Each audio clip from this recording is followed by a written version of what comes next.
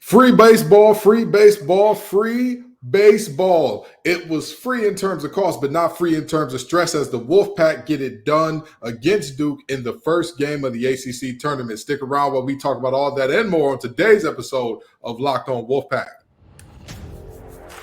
You are Locked On Wolfpack, your daily podcast on the NC State Wolfpack, part of the Locked On Podcast Network, your team every day.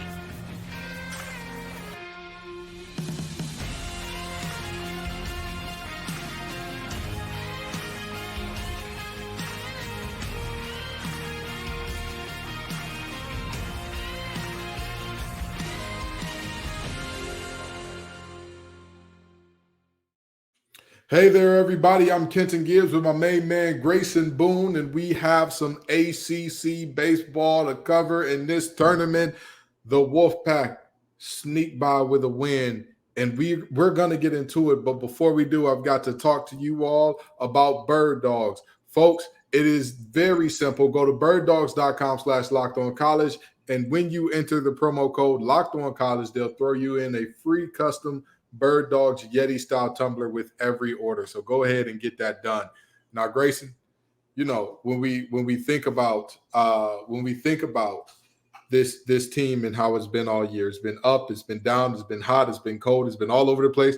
But the main thing is in these tight games, in these 1-2 run games, in these extra inning games, we have struggled all year. I want to, before we get into the actual game, can you talk about some of the narratives that were surrounding this team coming in? Yeah, I mean, this game, it kind of had a lot of the same things that have plagued us, unfortunately, as this year has gone on. Some costly errors, some shaky relief pitching, some offense going cold when you need it the most.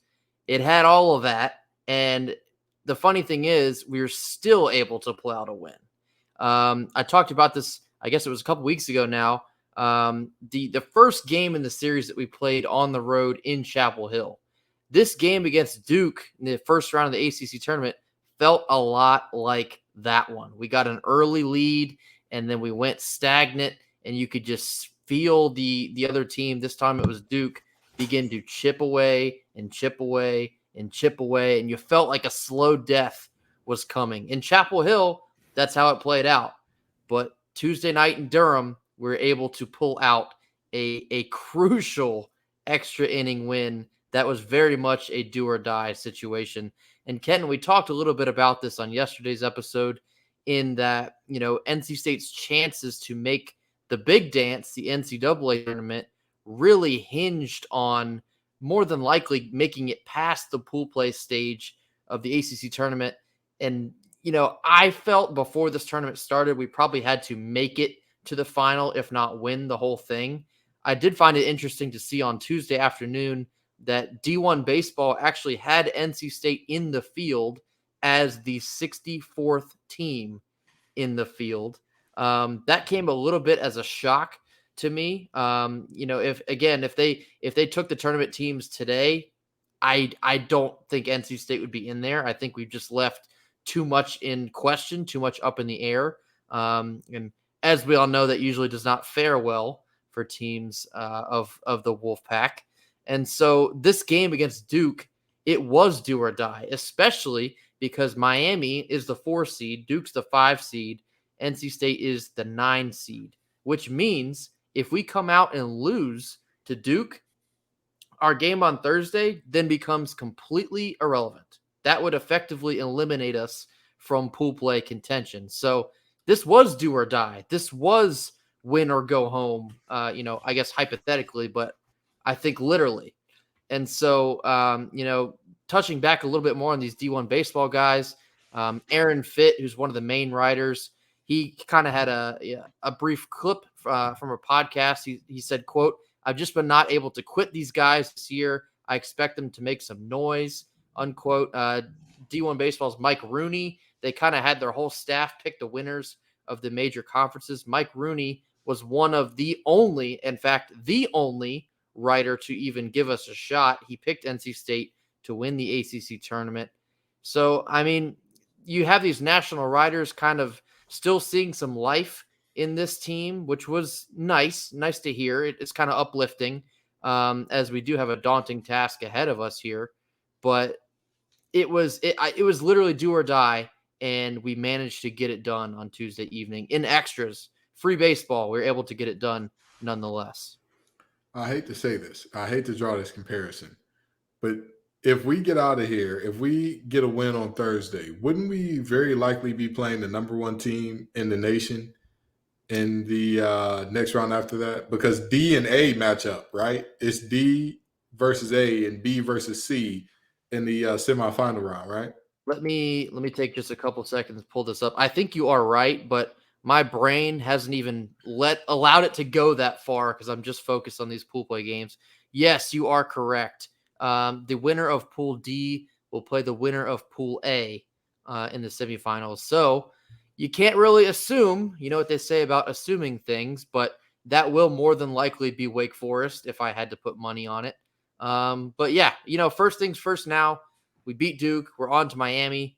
And we got a lot to talk about this Duke game, as it was very nerve-wracking. But all in all, we were able to get the win, and we live to fight another day. Gotcha. Now, let me ask you this. Do you think that some of the critics were silenced? Do you think that some of the critics were kind of put on notice or put on hush by the performance here in terms of finally pulling out a win? Or was this more so of a like, you're supposed to do this. This is what you should have been all year. It doesn't really matter type deal.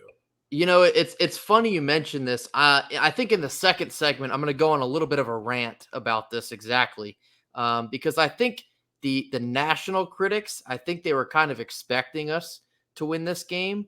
It was more so our own critics, the NC State fans, that were the loudest I heard during this game saying, actually, I'm going to save my rant for the second segment, but it was a lot of friendly fire. A lot of our own Wolfpack fans on social media were the ones expecting us to kind of roll over and die in this extra inning affair. Gotcha. Okay. And with that being said, I think that this is as great of a time as any to just kind of dig into going forward for the rest of the tournament. Second game in pool play against Miami coming up Friday, right? We don't want to look past that game. The second pool play game is Thursday or Friday? Thursday. Yep, Thursday. Okay, Thursday. Second game of pool play. Words are hard. Second game of pool play, Thursday. Is there any narratives or any thoughts surrounding that Miami game that you want to touch on and look at a little bit before we get fully ingrained into that tomorrow? I think the number one narrative going into this Miami game is going to be our pitching situation. It goes without saying that our pitching situation didn't exactly go the way that would have been ideal in this first game against Duke. However, I think we turned out a lot better than maybe a lot of folks have realized. Obviously, you have Matt Willitson that started this game against Duke. You used Rio Britton, who I thought was excellent in his outing. We had some Dom Fritton, some Rom-Com Dom made a prime appearance. We had a very quick cup of coffee for Justin Lawson, which I think is crucial going into this Miami game on Thursday. And then we had, who has been a starter the whole year in Logan Whitaker, ended up being the one to close this thing down. Now, using all of these arms in the first game, yeah, that's probably not ideal, because if you could have it in a perfect world, you want to use, I don't know, maybe 2, maybe 3, right, with, not very taxing innings on those 2 to 3 guys. But I said this, to open this episode, this was do or die, and we had to win this game at any and absolute all costs. So these were the costs, and we got the job done. So mission accomplished here, and we're going to have to, look at the drawing board and get back after it on Thursday. Now, I'm hearing that our RPI was pushed up to 24, I believe. That's correct. After winning this game. And so, some people are like, hey, this team is a lock, and if they're not in, there will be problems. Well, I'll tell you this much. There will not be riots in the streets if NC State gets shafted in terms of the ability to get into the tournament, in terms of, well, folks feel like we're 64. Again, if you are NC State, leave no doubt. That is one phrase that I've learned from Coach Thomas Butcher, which I will take with me for the rest of my life, which I will tell my kids if they play sports in which you are judged, if they go in competitions, art competition or something like that, where it's leave no doubt that you are head and shoulders above the competition. Because if you give the opportunity for somebody to take it from you, as crappy as it is, as unfortunate as it is, as nasty as it is, it just is what it is. And you've got to live with the results of somebody else deciding to give or take something from you. But this team has played themselves into a game that matters a whole heck of a lot Thursday. They've got the opportunity to play some more baseball that's meaningful and punch your bid that is irrevocable, that nobody can remove from you.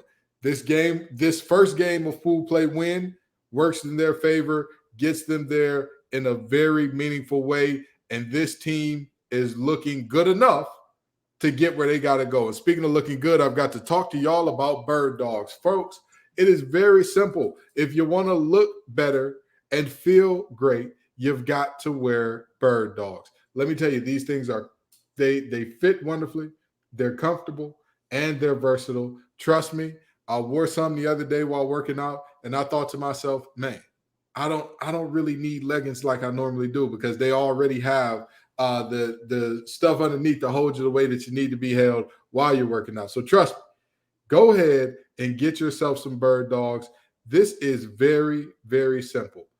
Go to birddogs.com/lockedoncollege, and when you enter promo code LockedOnCollege, they'll throw in a free custom Birddogs Yeti style tumbler with every order. So not only will you look good, you'll get your cup of Joe to feel good on the back end as well. All righty, now Grayson, let's talk about the actual gameplay, okay? Because we tap danced around it, like a great pitcher painting the black. We were on the edges. We were right on the edges there. Talk some inside baseball for you right there. Y'all don't know I had that baseball knowledge immediately. We danced around it, but tell me what happened in this game. Talk to me about the way in which we got this 8-7 win. I tell you what, the first 3 innings, if we could have just cut it right there, it would have been a stress-free evening. Right. However, as many of us understand, they don't play 3 innings in baseball unless you're playing it on Wii Sports. This is much different here. So we shot out of the gates in the top of the first. We had Noah Souls leading off, 4-pitch walk. Next pitch, so this is the 5th pitch of the game. Gino Groover deposits it into somewhere in East Durham. That's how far he hit it. So right out the gates with no outs and only 5 pitches thrown, we have a 2-0 lead. So Instantly out of the gates, right there, you're like, oh, we're suddenly in this, potentially way more than we thought we could have been. After that, Cannon Peoples singles, and they take their starter out of the game with just 10 pitches. I think this surprised some folks. However, I think this was Duke's kind of game plan, not to, pull him after 10 pitches, but ultimately they weren't looking for him to get that far into the game. I believe even the color commentary guy said that Duke was really only trying to get one, complete turn through the lineup, which is more or less 2 to 3 innings. Right. It ended up a lot shorter for their starter, but that was the end of the world for them, as they were banking on a bit of a bullpen game. But NC State coming right out the gates and hitting them for a 2-run home run was excellent. It was absolutely excellent until in the bottom of the first, we gifted one back. And this is kind of the thing I was talking about. Some of the same, struggles with the defensive errors. This plagued us all year.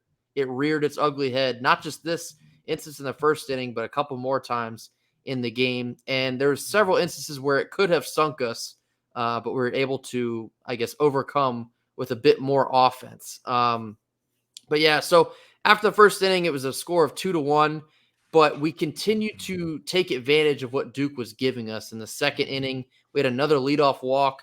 A crucial moment here was the hit and run executed by Kalai Harrison and Parker Nolan.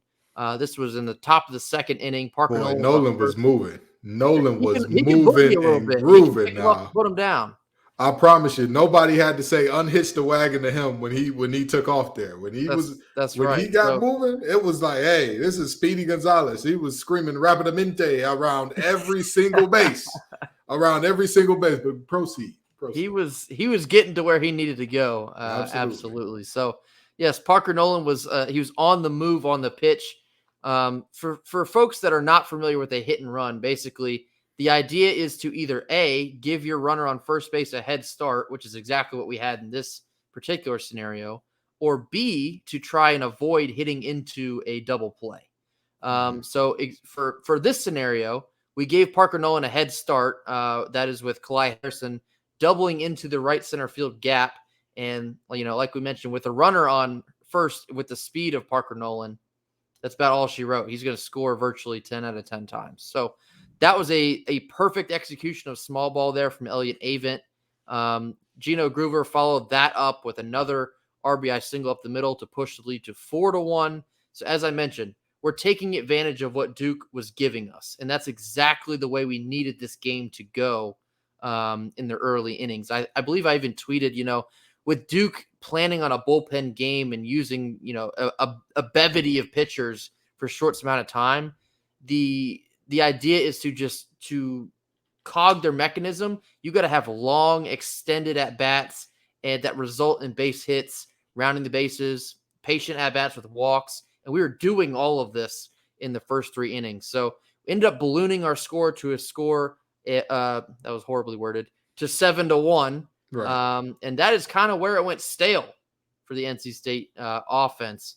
Would you believe that we had 0 hits from the 3rd inning all the way to the 10th inning and still won this ball game? That it's a bit of an anomaly the longer I look at it here. But, I mentioned it was a bit like game 1 in Chapel Hill in that this is kind of where Duke began to then chip away at the lead. I thought, Matt Willitson started this game. He went 4 innings. He gave up only 2 earned runs and only threw 65 pitches, which I think can be very crucial as this week wages on if we do advance past this second pool play game. But I thought Willitson was pretty solid. I think his defense probably could have helped him out a bit more than they did. But all in all, I think Matt did what he set out to do on Tuesday. But as I mentioned, as the relief pitchers came in, Rio Britton I thought also looked good, but just suffered from some good 2-strike hitting from Duke as they continue to put runs on the board. Kind of fast forwarding here into the bottom of the 8th, Rio Britton started the inning, gave up a single. Justin Lawson came in, threw 4 pitches, got 1 out, and then he was then replaced with Dom Fritton, our local rom-com Dom, as we love to call him on this show. And Absolutely. We hope that sticks because it proved effective again here on Tuesday night. The kid just has a flair for the dramatic. And every time he takes the mound, it's excitement. Whether it's good, whether it's bad, it is absolute electricity whenever Fritton is on the mound. So he comes in a very tight spot, trying to provide some relief to both Rio Britton and Justin Lawson. Very narrowly misses giving up a 2-run bomb to tie the game. It was foul. Very tense moment. Next pitch, strikes the guy out. Instant relief until hits the next guy, loads the bases. Another strikeout to then end that bottom of the 8th inning. I do want to point out it was an excellent frame job from Jacob Cozart. Really stole strike 3 in a way that really only he is able to do. He's one of the best in the country at catching and stealing strikes, as I like to call it. But then, Duke ended up hitting a 2-run bomb to tie the game in the bottom of the 9th. This was off of Dom Fritton. As I mentioned, sometimes it's good, sometimes it's bad. Exciting nonetheless. A lot of folks kind of saw this as the writing on the wall. I expected Dom to close the door, didn't get it done. That's baseball sometimes. But right. Duke ties the game, the bottom of the 9th. We head into extra innings, and, the tension and the anxiety only just skyrockets from here. As I've mentioned on here, do or die game. NC State cannot afford to, concede in a way to try and, think with the idea that maybe if we beat Miami, we'll still be in the NCAA tournament. You cannot operate that way. You have to win this game to liken your chances to sneak into that tournament. I'll cut straight to it here. Cannon Peebles was ending up to be the hero in the top of the 11th, punched through a RBI single up the middle. Logan Whitaker came in to provide the relief and ultimately slammed the door. NC State wins by a score of 8-7 in extra innings and literally escaped with a win. We're on to see Miami on Thursday. I told you I was going to save my rant for segment 2. I think we're going to have to push into segment 3 as I rambled a little bit here, but that's okay because I'm going to end with spitting a little fire here in segment 3. But all in all, NC State got the job done on Tuesday evening. We live to fight another day. We're going to see Miami on Thursday. If we win that game, again, we'll see who we see in the semifinals with an asterisk. That is if we make it there. But you got to feel a whole lot better about our chances if we're able to pull off another upset on Thursday evening against Miami as well. So question, and I know that there's different thoughts about this, different trains of thoughts about this amongst the baseball community, especially, and I got to talk about this, especially when people feel like a game is going on too long. How do you feel about the extra inning base runner rule? Is that something that you want to see? Is that something that you want to see in the college game? Yeah, would you like to see that in the college game? Because it's not in the college game at the moment, right? No, it's not. Not at the moment. It is at the major league level, right? Right. No, at the college level, I think it would be fun because college baseball in itself is already a lot of chaos. And I think adding that to the college game would be very fun to see in extra inning situations. Would I have liked to see it tonight? No, because I think we probably would have lost. Right. Fair enough. All in all, I think eventually it probably will be implemented and it will be very exciting to watch. Absolutely. Well, stick around while we get to Grayson's rant in just a second after a quick word from our sponsors. Grayson, whose world is this? The world is yours. It's yours. It's yours. It's yours. You know what I mean? For those of you who know Nas and Illmatic, congratulations. Absolutely. You caught the reference. Now, Grayson, I need you to go ahead and spit fire. Go ahead, pick up the mic. Say what you got to say. Because I could tell, I could see the snarling. I could see you turn a little bit of red. That's one of the benefits of having the rich complexion that I do. People can't often see it visibly when I get there. But I could tell you were getting a little bit red when you were talking about the friendly fire. So talk your talk, Grayson. Let the people know what's going on. Okay. We've talked about this on here before. Every fan base has this. And, there's masses of negativity in every sport. Like I said, every fan base has this. But I want to speak to NC State fans here because it's something I see repetitively, and it's not just a baseball thing, but I thought it was ugly to see on baseball for Tuesday evening. But for a fan base that lives off of quotes and inspiration from Jim Valvano, there are masses of this fan base that will mash the eject button at the first sign of trouble. And I feel like we've been proven by our football teams, our basketball teams, even our baseball team in years past. You can't give up. And I know it's cliche here.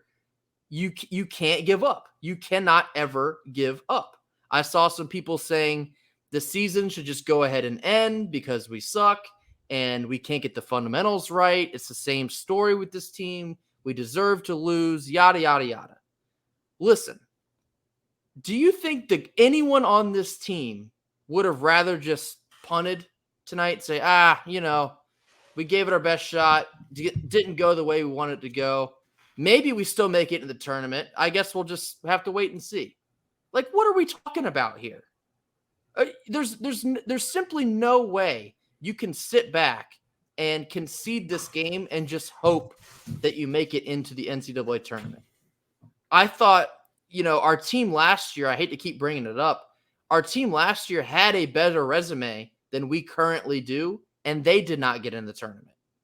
I don't think there's any way you can sit here and feel comfortable enough to think that we're in. That's with D1 baseball saying that they think we're the last team in. I don't buy that. I do not buy that until they are telling us that we're in on Monday. I will not buy it until I see that. So, just to tie this back up here, don't give up, people. Don't give up. And you definitely should not give up on Elliott Avent, of all people, because that man does not give up. He does not allow his teams to give up. And, for people to just immediately say, well, we stink. Here it comes. Here comes the slow death. There's parts of that where I get it, because we have struggled a lot this year. We have blown leads. We have committed a lot of errors. I get all that. But you cannot allow that to say, you know what? I think it's better if we just lose. Just get this over with. Like, what kind of mentality is that? What kind of mentality is that are you showing for recruits coming down the line, for the current players on the team? Because they see this kind of stuff. Yes, absolutely. You just gotta give up on them at the first sign of trouble when this is a must-win game. I don't know. You can't do that. This is a hot take. You almost can't consider yourself an NC State fan if you're giving up that easy. That's how I feel about it. And I'll say this. We've talked about how big of a mic drop moment would it be for Elliott Avent to get his 1,000th win and his first ever ACC championship at the same time. I want to take it a step further. I have never hoped, wished, prayed for a win more, and especially non-championship win more in terms of national or Super Bowl or NBA championship or MLB championship or a Stanley Cup. I've never wished more for a team to get a win than Elliott Avent and Pac-9 getting one in this ACC tournament, because to me, I think it's not fair to say you don't have anything to show for your 27 years because you don't have a championship or a conference championship. I think that there's still a lot to show there. You wouldn't say that Jim Laurinaiga doesn't have anything to show for his time as a college basketball coach. You wouldn't say that about Bob Huggins. Love the man, hate the man for very valid reasons, might I add. Valid reasons. You wouldn't say that he's got nothing to show for all of his, Press Virginia's cute and all, but you've got nothing to show for. Elliott Avent has been a staple, not just of NC State baseball, but honestly of ACC and even at times national baseball.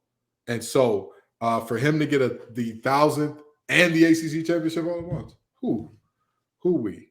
That's if there are any coaches, or if there's any one coach at NC State that fully deserves the fan base to be there till the very end with each team, it's Elliott Avent and the baseball team. He deserves the support to the very last out because he's given you all he's had for 27 years here. And, I understand the complaints. Do we have any titles, any hardware to show for it? No. But again, the man's about to hit 1,000 wins in a Wolfpack uniform. You might not ever see that again, ever. And that's something to celebrate. It is. He's taken us to Omaha twice, in the last, 10 years?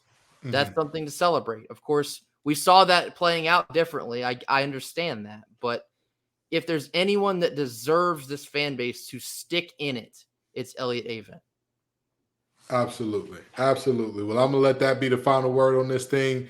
Thank y'all so very much for coming out. We appreciate you every single time, Wolfpack Nation. Even those of you that we got to tell stop committing friendly fire, we appreciate you too. Peace and love, y'all. And as always, go Pack. Go Pack.